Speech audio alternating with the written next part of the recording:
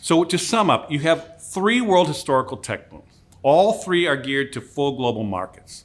But to really solve these big challenges, we're going to need politics. Politics can and does screw things up, as we mentioned, but the flip side is that politics matters. Good politics can solve problems.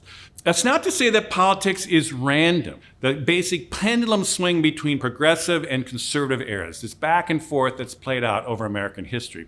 But we watch how power shifts to more people-based power in progressive eras and then back to more business power in conservative eras. How the core values move from a more collective sense in progressive eras to a more individualistic sense in conservative eras. We've watched this pendulum swing over time, back and forth. In fact, if you go back 80 years, very similar situation to today. The 1930s, we had extreme political polarization and paralysis. We had mounting authoritarian nationalism. But that opened up a long run of a progressive era, really a 40-year boom.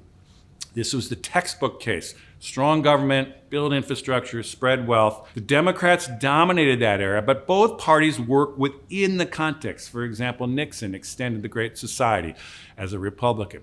But the end of that run in the late 70s, it was becoming outdated, out of ideas, out of energy. And so the pendulum swung again. And so then you watched essentially a conservative era open up. 1980 brought Ronald Reagan to the presidency and about a 40-year run of a conservative-dominated time. The boomers dominated the politics. They're much more individualistic and turned out to be conservative. The Republicans dominated, but both parties worked within. Bill Clinton reformed welfare, for example. But again, by the end of this period, the last decade, it ended up outdated, out of ideas, and pretty much corrupt. So I would argue a strong case we're entering another progressive era. This is not wishful thinking, but it's built on the inexorables, this time demographic ones. These cycles are driven by deep demographic forces that build ascendant coalitions. The first is a generational shift.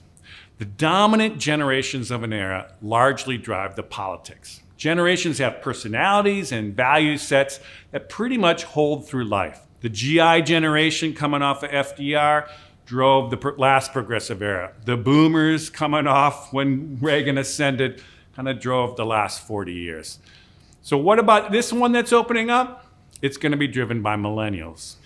Now, these millennials have much less stake in the current society. They amassed very little wealth in the last run, and they are much more transformative in their thinking.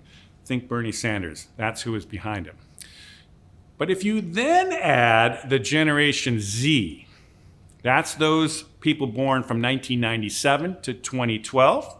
This generation of Generation Z is very, very similar to the value set of the millennial generation. They seem to align very clearly in all the polling up to now, and it looks like a very little distinguishes between the two of them. We're going to see with those two generations a double-barreled power that's going to push for more transformative change. At the same time, if you look how it plays out, the boomers are literally retiring en masse and dying off. By 2040, the youngest boomers, not oldest, are now age 75, and the oldest, they really are passed away. By 2040, the oldest millennials are just hitting their 50s, and they're pretty much running everything. So the generation behind Gen Z, who knows, might be budding conservatives.